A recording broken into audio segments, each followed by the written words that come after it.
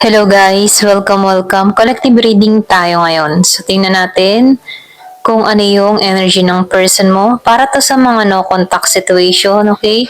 Na nakikibalita. Ayan, start na tayo. Thank you nga po pala sa mga nagsusubscribe, lalo na po sa mga bumabalik. Maraming pong salamat. Give me the message. Ano yung energy ng person mo?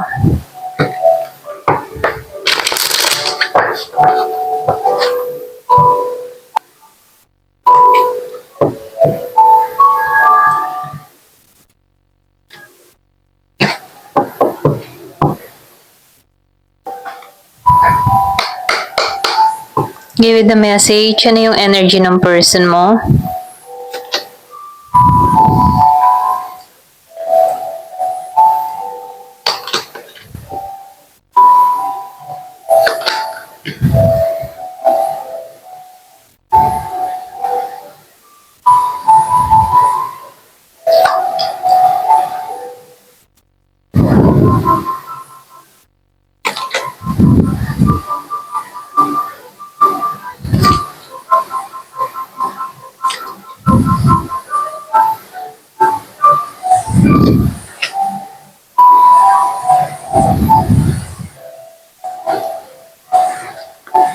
Meron ako nakikitang Virgo, meron Taurus, may Capricorn, may Sagittarius, may Leo, Aries, merong Scorpio, merong Cancer and Pisces, Gemini, Aquarius, and Libra. Halos lahat nandito, okay? Malakas ang Pisces, malakas ang Sagittarius, okay? Ayan. So, start na tayo, no? Nakikitaan ko dito, no? Meron ditong tao, o kaya may person ka dito. Meron tong mga gustong gawin. Meron tong pagpaplano na ginagawa dito, okay? So, nakikitaan ko dito, meron tong sorpresang gagawin sa'yo, okay? Yung bang tipo na meron pa siyang hindi tapos sa'yo, okay? Kumbaga, unfinished business, okay? So, nafe-feel ko dito, gusto ng tao mo na makipagkita sa'yo or pwede ring supresahin ka nito, okay? Nakikitaan ko rin dito, meron siyang nagawang pagkakamali sa'yo dito, okay? Hindi siya fulfilled. So, nakikitaan ko dito na meron tong gagawing hakbang para kitain ka dito. Meron ako nakikitang magkikita, okay? Meron magkikita. So, nakikitaan ko dito, kung madalas na makita yung 444, nakikitaan ko dito na alam niya yung napalampas niya, okay? Kumbaga, meron ditong oportunidad para sa'yo na hindi niya pinangalagaan, okay? So, itong tao mong ito, nakikitaan ko dito yung pagbawi sa'yo. Kasi dito, hindi lumago eh. Hindi lumago yung connection, hindi lumalim. So, nakikitaan ko dito, merong naputol, merong naudlot sa connection na to, na kung saan itong tao mo, nagbabalak tong kitain ka dito, okay? Kumbaga itong tao mong ito, marami tong napalampas sa'yo, na kung saan ngayon, gusto niyang bumawi dito, okay? Dito papasok yung justice, okay? So, ang gusto ng tao mo dito, ay makabawi muli sa'yo. Gusto muli ng tao na to na buksan muli yung puso mo. Or pwede rin buksan niya muli yung pagkakataon para sa inyo. Okay? Kasi itong tao mo dito, alam niya dito na napalampas ka niya. Okay? Kaya dito, itong tao mo, nagkaroon ng kaalaman or pwede ring nagising na kung saan nalalaman niya dito na ikaw pala yung para sa kanya. Okay? So nakikitaan ko dito, hindi siya naging patas sa'yo sa pagbibigay ng oras, atensyon. Ngayon niya nalalaman na nagkamali siya, okay? Kasi nakikitaan ko dito, hindi lumago eh. Ngayon niya nare-realize dito sa The High Priestess, okay? Nagkakaroon siya ng talino, nakakapagnilay-nilay siya dito. Ngayon niya natitimbang-timbang yung sitwasyon na ikaw pala yung gusto kong makita, okay? Dito sa Four of Wands. So, nakikitaan ko dito, meron itong selebrasyon, meron pagkikitang muli, hindi inaasahang pagkakataon, na kung saan ito yung justice para sa'yo, okay? Natauhan to, okay? Parang ginising siya dito eh. Ito rin nakikita ko. Gusto niyang hugutin, okay? Gusto niyang linisin yung kanyang pangalan sa'yo. Gusto niyang ayusin lahat ng mga nagawa niyang pagkakamali sa'yo, okay? So, nakikitaan ko dito, gusto nitong bumawi sa'yo, okay? Ayan, so tingnan natin dito sa card na to.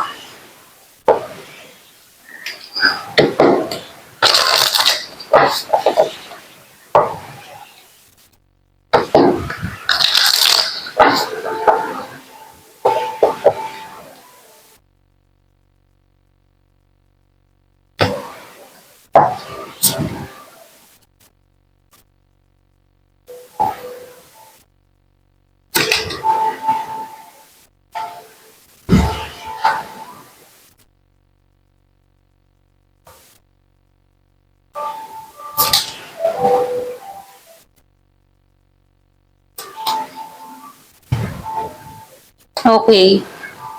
So, lumabas dito yung overwhelm kasabay ng Six of Pentacles reverse, okay?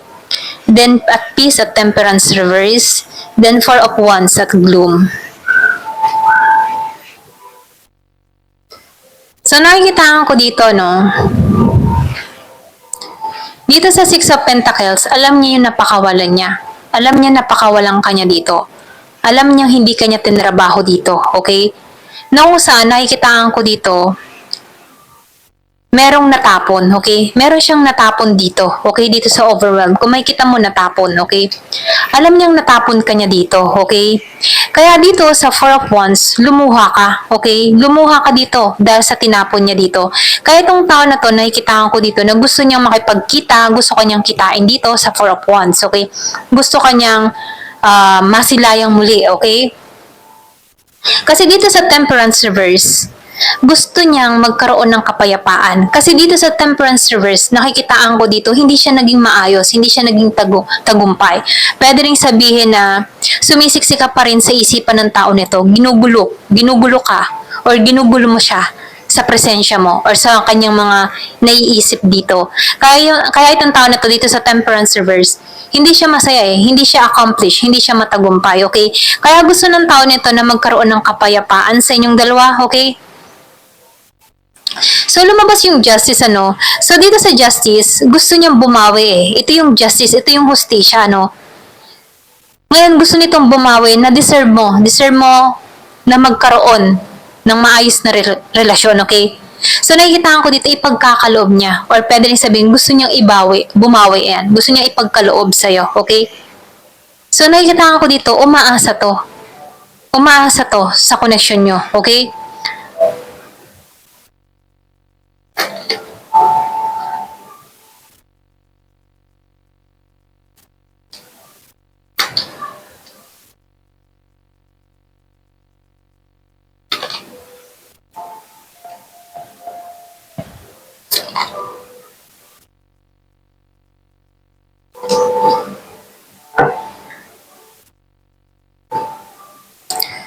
So, nakikitaan ko rin dito,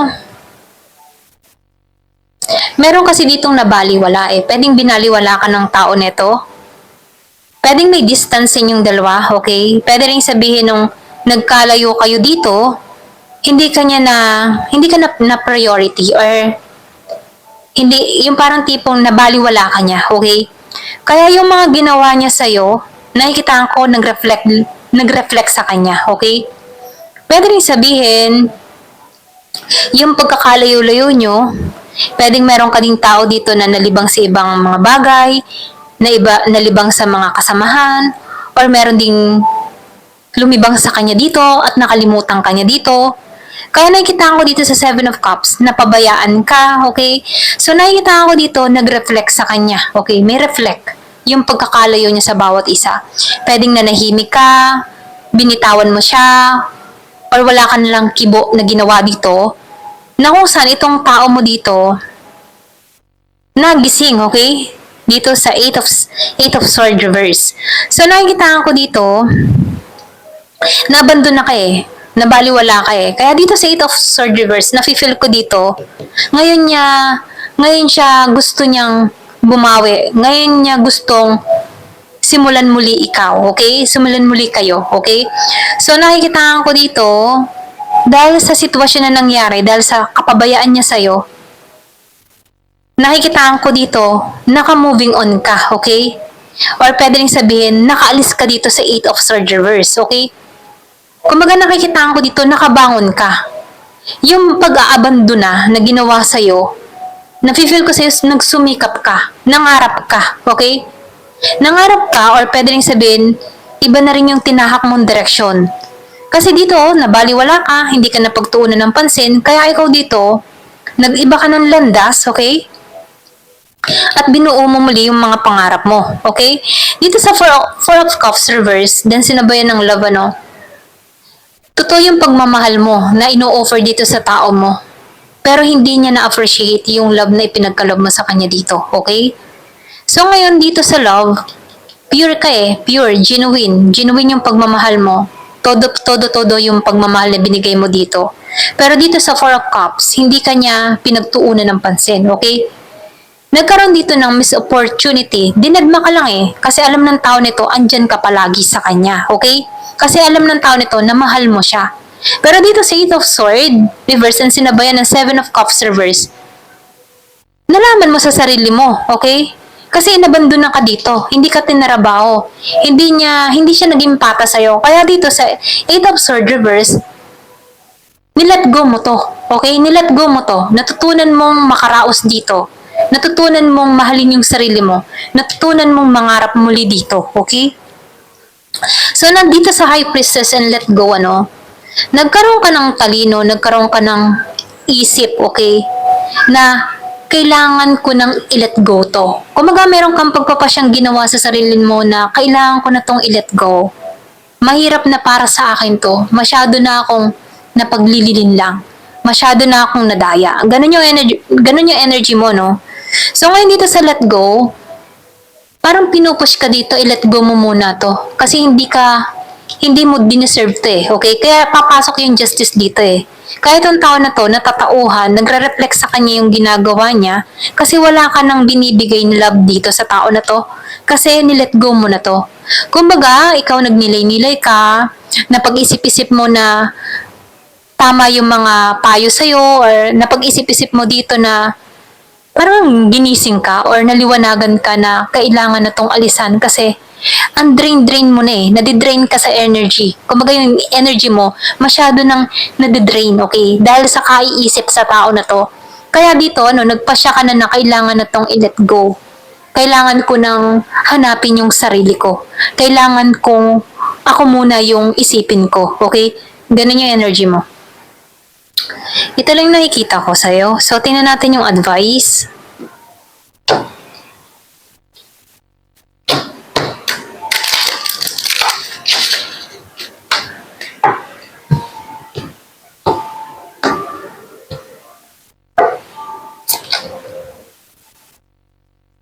So, meron ditong trust your partner, ano? Kumbaga, nakikitaan ko dito, nagtiwala ka eh. Nagtiwala ka dito sa tao na to, okay? Pinagkatiwalaan mo to, tao na to. Handa ka maging balisa dito sa tao na to. Handa kang makipag-communication sa tao na to. handa ka magtiwala, okay? Pero nakikitaan ko dito, nagtiwala ka, pero yung trust, okay? Galing nagtiwala ka, pero yung trust dito, inihikayat ka pa rin dito na i-let go mo to, okay? Pero ganun pa man, nasa sa iyo yung decision dito, no? Kasi iba-iba naman kayo ng energy, okay? So, nafe-feel ko dito, meron kasing trust your partner, parang merong pag-asa pa, ano? Kumbaga, binibigyan ka pa dito ng pag-asa na magtiwala ka pa rin sa partner mo, okay? Kahit nagpapasya ka na ditong i-let go, kasi nakikitaan ko dito, nagigising to dito eh, okay? Sa 6 of Pentacles reverse and 4 of Wands, may balak pa tong kitain ka, okay? May balak pa tong ayusin yung meron kayong dalawa. Pero ganun pa man, sa bandang huli, ikaw pa rin yung mag-decision dito, okay? So, meron ditong release old pattern and beliefs. So, ito na yung time for healing, okay? Ito na yung time for growth and transformation. So, kailangan mo na tong i-let go yung iba, okay? Or pwede rin sabihin, kailangan mo nang baguhin yung sistema mo or yung mga paniniwala mo, okay? So, nafe-feel ko dito, meron nga ditong trust your partner, okay? Umasa ka at magtiwala ka sa partner mo. Pero ganun pa man, tinuturuan ka din dito i-release yung old patterns. Pwede, kung bumalik to, ibahin mo naman yung sistema mo, okay? Kung ikaw yung before na laging nagki-care or giving na giving ka dito, so ngayon ito na yung time para baguhin mo yung style mo, okay? Kung magbabalik to, pwede kang magtiwala muli dito kung bibigyan mo po to ng second chance, ano? Pero ganun pa man, nasa sa iyo, okay? Kung ano yung mga dapat baguhin mo sa sarili mo para hindi na maulit muli to, okay? Honor your boundaries. So, tinuturuan ka dito na magkaroon ng boundaries, okay? Kumbaga, kailangan din kahit meron kayong pinagsasamahan, no? Kailangan may boundaries ka din sa bawat isa. May respeto, okay? At meron ding understanding, okay? And communication. Kumbaga, kailangan dito ay tamang usap, para nang sa ganun, no, maganda yung inyong talakayan or usapan, okay? Kailangan may respeto kayo sa bawat isa. Embrace your divine purpose. So, ito na yung time para i-embrace mo yung purpose mo. So, meron ditong destiny na para sa'yo, calling to para sa'yo. Meron kang mission or pwede sabihin, meron kang paglago na mangyayari sa buhay mo. Okay? So, ito lang nakikita ko dito. Ayan. Thank you for watching. Love and peace.